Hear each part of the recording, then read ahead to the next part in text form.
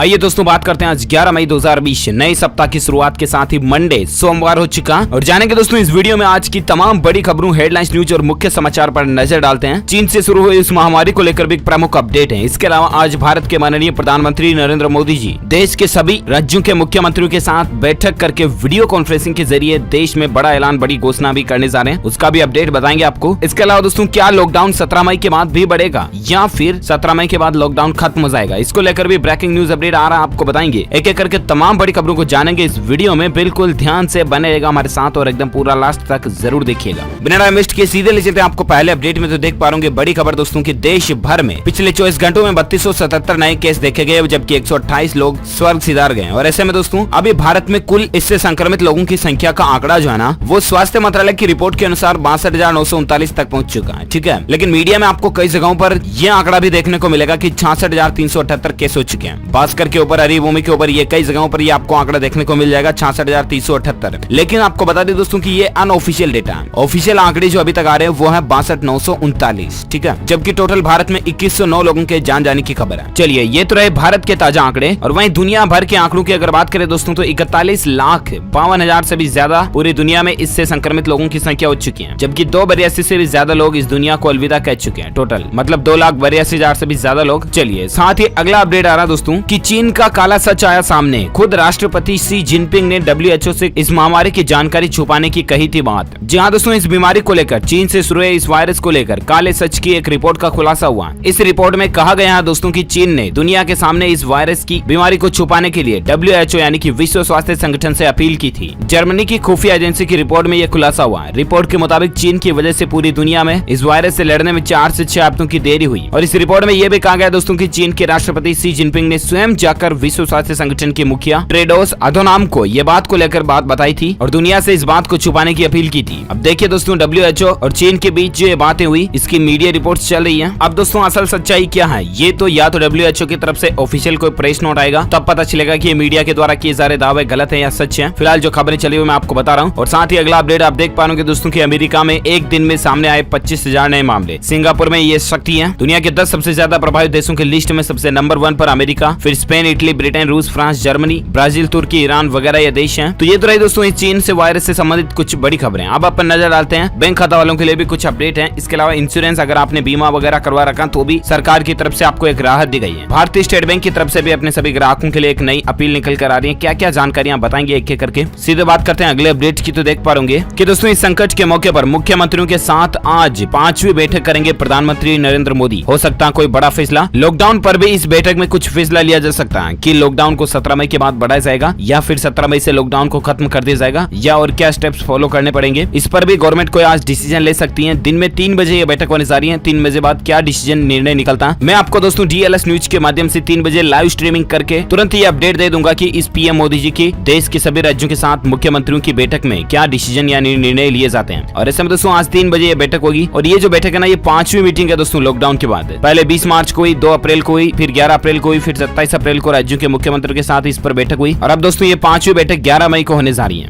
चलिए देखते हैं कि अपडेट आते हैं। फिलहाल अगली खबर आप देख पा रहे कि IRDA यानी कि insurance regulatory development authority of India जो है ना, उसने सभी जीवन बीमा धारकों को बड़ी राहत दी है। यानी कि अगर आपने इंश्योरेंस पॉलिसी वगैरह करवा रखी है, हेल्थ इंश्योरेंस ले रखा, तो अच्छी खबर है आपके लिए। अब 31 मई तक जमा किया जा सकेगा मार्च का प्रीमियम। जी हाँ दोस्तों, देश के सभी बीमा कंपनियों की जो अथॉरिटी है ना, बीमा अथॉरिटी, उसने लाइफ इंश्योरेंस पॉलिसी के रिन्यूअल को लेकर समय सीमा को यानी कि तारीख को एक बार फिर से बढ़ा दिया। IRDA ने कहा है दोस्तों कि जिन पॉलिसी के प्रीमियम का भुगतान मार्च में किया जाना था, उसका भुगतान अब 31 मई तक ग्राहक कर पाएंगे। 31 मई तक आपको ना कोई पेनल्टी वगैरह देना पड़ेगी, बिना किसी एक्स्ट्रा चार्ज के आप पॉलिसी का प्रीमियम आसानी से जमा करा सकते हैं। लॉकडाउन के कारण ये फैसला लिया गया। तो ऐसे में आपने LIC वगैरह से कहीं से भी इंश्योरेंस करवा रखा तो भी आपकी पॉलिसी को आप 31 मई तक जमा करा सकते हैं। चलिए साथ ही अगला अपडेट आ रहा दोस्तों उत्तर प्रदेश की योगी आदित्यनाथ सरकार का एक बड़ा एक्शन प्लान देखिए। सबसे ज्यादा प्रभावित जिले जो है ना यूपी में, उनमें हाई लेवल मेडिकल टीम गठित की जा रही है। जहां दोस्तों देश में इस चीनी वायरस के मामले बढ़ते जा रहे हैं, उत्तर प्रदेश में भी इससे संक्रमितों की संख्या में लगातार इजाफा हो रहा। और इसी बीच यूपी यूपी में बढ़ते मामलों को देखते हुए उत्तर प्रदेश की योगी आदित्यनाथ सरकार ने बड़ा एक्शन प्लान तैयार किया है। योगी सरकार ने राज्य में सबसे ज्यादा प्रभावित जिले जिसमें शामिल है आगरा, मेरठ और कानपुर में हालात का जायजा लेने के लिए एक हाई लेवल मेडिकल टीम को भेजने का निर्देश दिया। तो दोस्तों ये राहत की बात है। चलिए साथ ही अगला अपडेट आ रहा है कि डॉक्टर मनमोहन सिंह की तबीयत बिगड़ी है, सांस लेने में तकलीफ हो रही है, एम्स में उनको दाखिल किया गया। जहां पूर्व प्रधानमंत्री डॉक्टर मनमोहन सिंह जो है ना दोस्तों उनकी तबीयत बिगड़ी हुई है। एम्स हॉस्पिटल में all India institute of medical sciences के अंदर उनको भर्ती कराया गया। बहुत जल्द उनकी सेहत अच्छी हो जाए, हम सभी यही भगवान से कामना करते हैं। चलिए साथ ही अगला अपडेट आ रहा है कि दूरदर्शन पर लगेगी क्लास, घर बैठे पढ़ाई कर सकेंगे सभी छात्र। जी हाँ दोस्तों, आज से यानी कि 11 मई से दूरदर्शन जो कि सरकारी चैनल है, इस पर एक विशेष कार्यक्रम शुरू होने जा रहा है जिसका नाम होगा क्लासरूम। इस बीमारी के मसले के मौके पर लॉकडाउन चल रहा है और इसी संकट के समय में दोस्तों सरकार ने छात्र छात्राओं की पढ़ाई के लिए शिक्षा विभाग द्वारा सोमवार से 11 मई से ही विशेष शैक्षिक टीवी कार्यक्रम क्लासरूम शुरू किया जा रहा, जिससे कि छत्तीसगढ़ राज्य से इसकी शुरुआत होने जा रही है। राज्य में दोस्तों घर पर रहते हुए नियमित अध्ययन कर पाएंगे, लेकिन सभी जगह के स्टूडेंट्स भी पढ़ सकते हैं, इसकी ऐसी कोई दिक्कत नहीं है। और बाकी यूट्यूब के ऊपर भी दूरदर्शन नेशनल चैनल के ऊपर है, आप ये स्टडी चैनल लाइव स्ट्रीमिंग देख सकते हैं। इसका शेड्यूल भी यहाँ दिया हुआ दोस्तों, 10 से 10:30, 10:30 से 11, 11 से 11:30 अलग अलग क्लास है तो कार्यक्रम चलाई जाएंगी। ठीक है, चलिए साथ ही अगला अपडेट आ रहा है दोस्तों की सोमवार को लॉन्च होंगे Realme Narzo 10 और Narzo 10A स्मार्टफोन। 12:30 बजे फेसबुक पेज और यूट्यूब चैनल पर लाइव आप इसका इवेंट भी देख पाओगे। Realme की तरफ से दोस्तों 2 नए स्मार्टफोन आज से लॉन्च किए जा रहे हैं। हालांकि इनको पहले 26 मार्च को लॉन्च किया जाना था, लेकिन लॉकडाउन की वजह से लॉन्चिंग डेट को बढ़ाया गया। Realme Narzo 10 और Narzo 10A की स्पेसिफिकेशन आप फीचर्स वगैरह भी देख सकते हैं स्क्रीन पर। तो आज ये लॉन्च होने जा रहे हैं दोपहर 12 बजे। और साथ ही अगला अपडेट आ रहा है दोस्तों की मिशन वंदे भारत का अपडेट देखिए। मालदीव से 698 भारतीयों को लेकर कोच्चि पहुंचा INS जलाश्व। 103 महिलाएं भी इसमें शामिल हैं। जलमार्ग के द्वारा भी वंदे भारत मिशन को अंजाम दिया जा रहा और वंदे भारत मिशन के तहत दोस्तों विदेशों में फंसे भारतीयों को अपने देश वतन की धरती पर वापस लाया जा रहा। और इसी कड़ी में भारतीय नौसेना, वायुसेना, थल सेना सभी मिलकर लगातार अपने प्रयास कर रहे हैं। और इन तीनों ही सेनाओं के इस देश की सेवा और महान कार्य के लिए वाकई में दिल से सैल्यूट इनको दोस्तों। अगर आप भी इंडियन आर्मी को दिल से चाहते हैं तो इसी बात पर एक लाइक तो बनता दोस्तों, फटाफट से एक लाइक कर दीजिए इंडियन आर्मी के लिए, क्योंकि भारत की तीनों सेनाएं जो है ना, जल सेना, थल सेना, वायुसेना, ये तीनों ही देश की वो सेनाएं दोस्तों जो देश के संकट के मौके पर हर समय साथ रहती हैं और हर समय भारत हिंदुस्तान की सेवा में तत्पर रहती हैं। इसलिए एक लाइक तो बनता, फटाफट से लाइक कर दीजिए। और साथ ही अपन आगे बढ़ते दोस्तों अगले अपडेट में तो देख पा रहे कि दिल्ली में एक महीने में तीसरी बार भूकंप के झटके देखे गए। रिक्टर स्केल पर 3.4 तीव्रता रही इसकी। इस महामारी के बीच दोस्तों राजधानी दिल्ली में एक महीने में तीसरी बार भूकंप के झटके देखे गए। कल भी दोपहर भूकंप आया 1:14 पर। भूकंप का केंद्र जमीन में 5 किलोमीटर की गहराई में था। चलिए साथ ही अगला अपडेट देख पा रहे हरियाणा में दोस्तों 8वीं तक के सभी छात्र पास कर दिए गए हैं। 10वीं और 12वीं का रिजल्ट भी जल्द घोषित कर दिया जाएगा। हरियाणा शिक्षा बोर्ड की तरफ से ये अपडेट आ रहा। हरियाणा के शिक्षा मंत्री कंवरपाल गुर्जर ने बताया दोस्तों कि इस बीमारी के कारण बच्चों के परीक्षा परिणामों में विशेष व्यवस्था की गई है और बहुत जल्द 10th और 12th का रिजल्ट भी अनाउंस कर दिया जाएगा। चलिए साथ ही अगला अपडेट आ रहा दोस्तों, नया ऑफर देखिए। RIL यानी कि रिलायंस के राइट्स इश्यू का रिकॉर्ड डेट तय हो चुका। 14 मई को शेयरधारकों के पास मौजूद शेयरों के आधार पर ही मिलेगा अतिरिक्त शेयर खरीदने का अधिकार। जहां अगर आप भी दोस्तों रिलायंस इंडस्ट्रीज के शेयर वगैरह में इन्वेस्टमेंट करते हो तो ये जानकारी और अपडेट डिटेल आप देख सकते हैं। और साथ ही अगली खबर आ रही है, भारतीय स्टेट बैंक यानी कि SBI ने अपने ग्राहकों से कहा दोस्तों कि एलन मस्क के बेटे के नाम की तरह पासवर्ड रखें यूनिक। जी हाँ, आपकी जानकारी के लिए बता दें दोस्तों की स्पेस एक्स कंपनी के CEO एलन मस्क जो है ना, उनके घर हाल ही में एक बच्चे का जन्म हुआ और एलन मस्क ने अपने बच्चे का नाम पता है क्या रखा? ये जो स्क्रीन पर आप कैरेक्टर्स देख पा रहे होंगे ना दोस्तों, ये नाम रखा गया एलन मस्क के बच्चे का XAEA12 मस्क। और इसी का उदाहरण लेते हुए भारतीय स्टेट बैंक ने ट्वीट करते हुए बात लिखी है दोस्तों, यानी कि आप भी अपने net banking user name, password वगैरह इस तरह से क्लिष्ट यानी हार्ड रखें तो हैकिंग के चांसेस कम हो जाते हैं। चलिए साथ ही अगला अपडेट आ रहा, टेलीकॉम सेक्टर को लेकर देख सकते हैं दोस्तों की एयरटेल ने लॉन्च किए 3 नए प्लान। 99 से लेकर 199 रुपए वाले इन प्लान में अनलिमिटेड कॉलिंग के साथ आपको कई सुविधाएं भी मिलेगी। एयरटेल कंपनी की तरफ से ये 99, 129, 199 और 179 वाले प्लान लॉन्च किए, जानकारी आप देख सकते हैं। साथ ही अगला अपडेट है दोस्तों की लॉकडाउन के बाद उद्योगों को यानी कि काम धंधो फैक्ट्रियों को दोबारा शुरू करने के लिए गृह मंत्रालय ने कुछ दिशा निर्देश जारी किए कि अगर 17 मई के बाद अगर लॉकडाउन खत्म भी हो जाता ना दोस्तों, तो उसके बाद काम धंधे जब शुरू होंगे तो उसके लिए सरकार की तरफ से कुछ नए नियम, दिशा निर्देश जारी किए हैं। आप देख सकते हैं जानकारी कि लॉकडाउन के बाद इस तरह से खुलेंगी फैक्ट्रियां। देखिए क्या है केंद्र सरकार की नई गाइडलाइन। जी हाँ, तो दरअसल आपको बता दें कि इस बीमारी के संकट के मौके पर चीन से शुरू हुई इस वायरस की संकट की घड़ी में सरकार ने गाइडलाइंस जारी किए और गाइडलाइंस भी इसलिए अहम है दोस्तों क्योंकि हाल ही में आपको पता होगा कि आंध्र प्रदेश विशाखापट्टनम में वो गैस लीक का मामला वगैरह देखा गया और उसके बाद इससे भी सरकार ने सबक लेते हुए गाइडलाइंस जारी किए। और इस समय सरकार का यह भी कहना रहा दोस्तों कि पहला हफ्ता जो होगा वो ट्रायल के लिए रहेगा। केंद्र सरकार की इस नई गाइडलाइंस के तहत पहला सप्ताह जो होगा वो अहम होगा। इसमें सिर्फ परीक्षण किया जाएगा। साफ शब्दों में कहे दोस्तों तो इस हफ्ते को ट्रायल के रूप में देखा जाएगा, यानी कि ये सुनिश्चित किया जाएगा कि सभी मशीनरी ठीक ढंग से काम कर रही है या नहीं। गाइडलाइंस के अनुसार इस दौरान भी सभी सुरक्षा संबंधित नियमों का पालन किया जाए और किसी भी चीज को हल्के में ना लिया जाए, क्योंकि क्योंकि दोस्तों इतने दिन से मशीनें वगैरह सब कुछ बंद पड़ी थी ना, तो कहीं कुछ सिस्टम में टेक्निकल फॉल्ट वगैरह नहीं आ जाए, इसलिए सरकार ने कहा कि पहला सप्ताह सभी फैक्ट्रियों को सिर्फ और सिर्फ ट्रायल के रूप में देखना होगा। अधिक उत्पादन का लक्ष्य किसी भी फैक्ट्री उद्योग धंधे को नहीं रखना है, यानी कि मोर प्रोडक्शन का टारगेट फर्स्ट वीक में नहीं रखना। ऐसा नहीं कि इतने दिनों बाद धंधे चालू हुए तो फटाफट से प्रोडक्शन चालू करो, पहले अपने को मशीनरी वगैरह को सब कुछ अच्छे से देखनी है, ये सरकार की तरफ से कहना है। इसके अलावा साफ सफाई की सुनिश्चितता रखनी है और साथ ही सोशल डिस्टेंसिंग वगैरह नियमों को ध्यान में रखते हुए स्टाफ को काम पर शुरू करवाना है। तो ये सरकार की तरफ से नई गाइडलाइंस है। और साथ ही अगला अपडेट देख पाओगे, वंदे भारत मिशन के तहत एक और अपडेट देख सकते हैं दोस्तों की उज्बेकिस्तान से 21 भारतीय, दिल्ली और लंदन से 326 लोगों को मुंबई भी पहुंचाया गया। शनिवार को 1000 लोग आए थे, संडे को भी काफी लोगों को भारत में लाया गया, ये अच्छी बात है। और साथ ही अगला अपडेट देख पाओगे कि एयरटेल और वोडाफोन को पीछे छोड़ रिलायंस जियो एक बार फिर से आगे आ चुके दोस्तों। नंबर 1 पर रिलायंस ने शेयर मार्केट में भी अपनी जगह बना ली है। और साथ ही अगला अपडेट देख पाओगे, लॉकडाउन में राहत मिल रही है। 12 मई से 15 रूटों पर ट्रेन चलाने की तैयारी शुरू हो रही दोस्तों। दिल्ली से चलने वाली इन ट्रेनों के कोच एसी वाले होंगे, किराया राजधानी के बराबर होगा। जहां रेलवे ने दोस्तों 12 मई से यात्रियों के लिए ट्रेन शुरू करने की एक योजना बनाई है। शुरुआत में 15 जोड़ी ट्रेनें चलाई जाएंगी, यानी कि ये 15 रूटों पर चलेगी। ट्रेनें दिल्ली से चलाई जाएंगी। 11 मई को 4 बजे रिजर्वेशन मिलना भी शुरू हो जाएगा। इन ट्रेनों के टिकट केवल IRCTC की वेबसाइट पर ही मिलेंगे। इन सभी ट्रेनों में ऐसे कोच लगेंगे और स्टॉप भी बेहद सीमित होंगे। इन ट्रेनों में यात्रा के लिए राजधानी ट्रेनों के बराबर किराया देना होगा। किस किस रूट पर चलेगी ये ट्रेनें, तो इसकी लिस्ट भी आप देख सकते हैं। दिल्ली से डिब्रूगढ़, अगरतला, हावड़ा, पटना, बिलासपुर, रांची, भुवनेश्वर वगैरह वगैरह। इससे होते हुए बेंगलुरु, चेन्नई, मुंबई, सेंट्रल, अहमदाबाद और जम्मू तवी के लिए भी ये ट्रेनें चला जाएंगी। यात्रा के लिए रेलवे ने कुछ नियम कानून कायदे भी बनाए हैं, जिनकी डिटेल्स भी आप स्क्रीन पर देख सकते हैं। केवल उन्हीं यात्रियों को इजाजत मिलेगी जिनमें इस संक्रमण के लक्षण नहीं पाए जाएंगे। चलिए साथ ही अगला अपडेट आ रहा है दोस्तों की हरियाणा सरकार ने निजी स्कूलों को यानी कि प्राइवेट स्कूलों को प्रशासनिक कार्यालय खोलने की अनुमति दे दी है। प्राइवेट स्कूलें तो चालू नहीं होगी, लेकिन स्कूलों से संबंधित जो प्रशासनिक कार्य है ना दोस्तों, एडमिनिस्ट्रेटर से जुड़े कार्य, वो ऑफिस रिलेटेड वर्किंग वो कंप्लीट हो पाएगी। इसीलिए हरियाणा सरकार ने प्राइवेट स्कूलों को इतनी इजाजत दे दी है। और साथ ही अगला अपडेट देख पाओगे कि सड़क बनाने में सरकार खर्च करने जा रही है 15 लाख करोड़ रुपए। बड़े पैमाने पर रोजगार मिलेगा और देश में डेवलपमेंट देखने को मिलेगा। सरकार की ये प्लानिंग है दोस्तों की अगले 2 साल में सड़क और राष्ट्रीय राजमार्ग बनाने में लगभग 15 लाख करोड़ रुपए खर्च करेगी। इससे देश में इंफ्रास्ट्रक्चर के विकास के साथ ही बड़े पैमाने पर लोगों को रोजगार मिलेगा। केंद्रीय सड़क परिवहन और राजमार्ग मंत्री नितिन गडकरी ने खुद ये बात की जानकारी दी है। चलिए साथ ही अगला अपडेट आ रहा कि सरकार दे रही सस्ते में सोना खरीदने का मौका दोस्तों। आज से ही आपके पास अवसर है। जी हाँ, आपको पता होगा सरकार की जो गोल्ड बॉन्ड स्कीम चलती है ना, इसका सोमवार से एक नया चरण शुरू होने जा रहा है और इसकी आखिरी तारीख 15 मई होगी, यानी कि 11, 12, 13, 14 और 15 मई तक आप गोल्ड बॉन्ड स्कीम में इन्वेस्ट करके सोना खरीद सकते हैं। अच्छी बात यह है दोस्तों कि सोने पर प्रति 10 ग्राम में आपको यहाँ पर काफी छूट मिलती है। इसके अलावा आप चाहे तो 1 ग्राम सोना भी इस स्कीम के तहत